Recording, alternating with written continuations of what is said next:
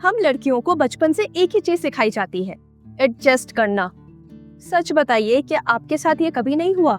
I am 100% sure जरूर हुआ होगा। एडजस्ट करो, एडजस्ट करो, एडजस्ट करो, पर कब तक करो इसकी कोई एंड पॉइंट नहीं बताता।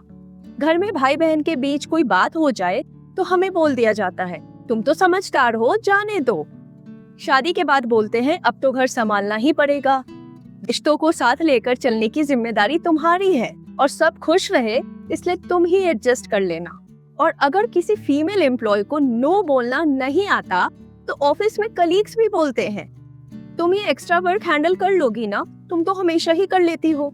यहाँ भी एडजस्टमेंट। और धीरे धीरे बिना पता चले हमारी अपनी पूरी पर्सनालिटी सिर्फ एक ही एस्पेक्ट से जानी जाती है, सब संभाल लेने वाली प्राणी। सच बोलूं तो प्रॉब्लम ये नहीं है कि आप सब कुछ संभाल लेने के काबिल हैं, बल्कि प्रॉब्लम ये है कि आपकी इस ताकत को हमारी फैमिली सिस्टम में कमजोरी बना दिया गया है, जिसका हर कोई अननोइंगली या नोइंगली फायदा उठाता आया है। और इस प्रोसेस में आप खुद को कब पीछे छोड़ देती हैं पता ही नहीं चलता। आप सिंपल एक एग्जाम्पल सोचिए कि आप पूरे दिन काम करके थकी हुई या फिर बीमार हैं, पर फिर भी अगर कोई आपसे आकर बोले कि थोड़ा 2 कप चाय बना दो या बच्चे को खिला दो या मेरा ये असाइनमेंट कर दो ना प्लीज, आप दिल से बोलिए कि क्या आप सच में मना कर पाती हैं? और अगर कभी मना कर भी दिया तो खुद में गिल्ट आती है या नहीं? आपका मन कह रहा होता है बस आज रेस्ट चाहिए, बस आज कुछ नहीं करने को बोले कोई, पर फिर भी मुंह से निकलता है ठीक है मैं कर देती हूँ। और बाद में अकेले में बैठकर आप सोचती हैं कि आखिर मैं ही क्यों, आखिर क्यों मैं नो नहीं बोल पाती। ये वही जगह और समय है जहाँ सेल्फ रिस्पेक्ट स्टार्ट होती है। सेल्फ रिस्पेक्ट का मतलब ये नहीं होता कि आप बदतमीज हो जाएं या सबसे लड़ने लगे। इसका मतलब सिर्फ इतना होता है आप अपनी थकान, अपनी लिमिट्स, अपनी नीड्स और अपने इमोशंस को सीरियसली लेना स्टार्ट करिए, तभी जाकर दूसरे भी आपकी वैल्यू करेंगे।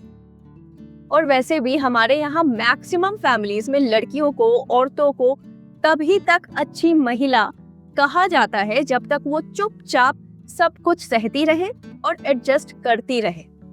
कितनी समझदार है, कभी जुबान नहीं चलाती, कितना कॉम्प्रोमाइज कर लेती है और वगैरह वगैरह।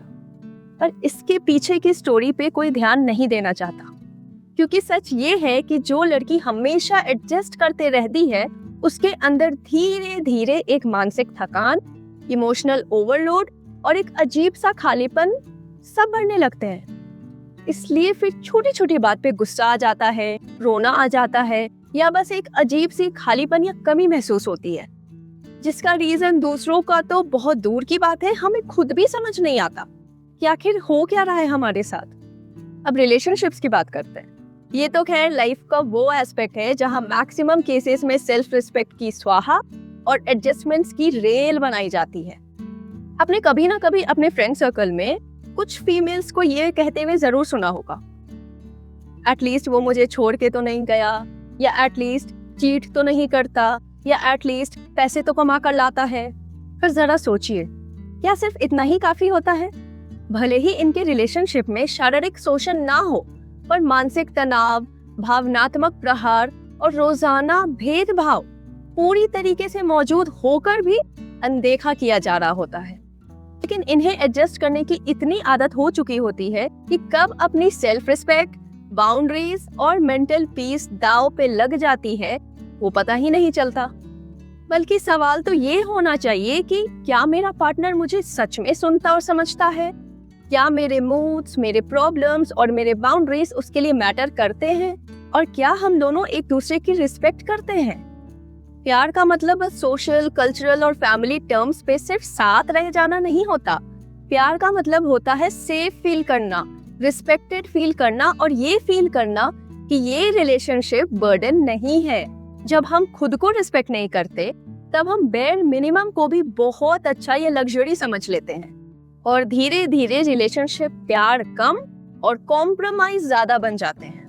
कभी कभी रात को सोने से पहले बेड पे लेटे लेटे आपको भी ये ख्याल जरूर आता होगा, मैं इतनी इरिटेटेड क्यों रहती हूँ? मेरे लिए खुश होना या खुश रहना इतना मुश्किल क्यों होता जा रहा है? मैं अब पहले जैसे क्यों नहीं रही? जैसे मैं पहले हुआ करती थी हंसती खेलती वाली इंसान, और ना जाने कितने ऐसे सोच ओवर थिंकिंग में कन्वर्ट हो जाते हैं और फिर अगले दिन से आप रोजाना जिंदगी में वापस से बिजी हो जाती हैं। अक्सर इसका जवाब बहुत सिंपल होता है। आप बहुत टाइम से अपनी नीड्स को इग्नोर कर रही हैं। आपने खुद को बस एक मशीन बना लिया है जो सबके लिए काम करती है, सबको खुश रखती है, पर खुद के लिए टाइम नहीं निकाल, खुद के लिए स्टैंड नहीं लेती और खुद के लिए सोचती ही नहीं। सेल्फ रिस्पेक्ट का मतलब होता है खुद को ये परमिशन देना कि मैं भी इंसान हूँ, मैं भी थकती हूँ, मुझे भी ब्रेक चाहिए और मैं भी जरूरत पड़ने पर नो बोल सकती हूँ। हमारा 20s और 30s बहुत इंपॉर्टेंट ईयर्स होते हैं। ये सिर्फ करियर और शादी के साल नहीं होते, ये वो साल होते हैं जहां आप अपनी पूरी लाइफ का स्टैंडर्ड सेट करते हैं। आप डिसाइड करती हैं कि लोग आपसे कैसे बात करेंगे, कैसे आपको ट्रीट करेंगे और आप क्या टॉलरेट करेंगी और क्या नहीं। अगर इस एज में आपने बाउंड्रीज बनाना नहीं सीखा तो बाद में सिर्फ एक ही बात दिल में रह जाएगी कि काश मैंने अपने लिए पहले ही स्टैंड लिया होता। और एक बात याद रखना कि ये आपकी गलती नहीं है कि आपको ये सब नहीं सिखाया गया। हमारी सोशल कंडीशनिंग ही ऐसी हुई है जहां हमें ओवर एडजस्टमेंट करने को सिखाया गया है पर खुद को चूज करना नहीं।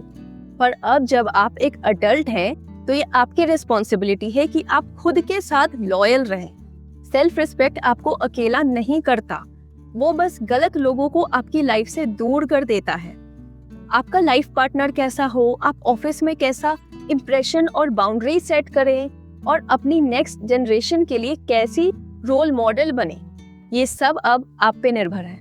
और प्लीज ये बात अपने दिल में बैठा लीजिए कि आप किसी से भी कम नहीं हैं, आप टूटी नहीं हैं, आप बस बहुत ज्यादा टाइम से सबको खुश रखने की कोशिश कर रही हैं। पर अब थोड़ा सा खुद के बारे में सोचना स्टार्ट कर दीजिए।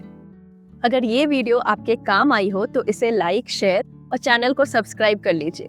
और मन में कोई भी डाउट हो तो कमेंट में बेझिझक पोस्ट कर दीजिए। Thank you for watching. मिलते हैं अगले वीडियो में।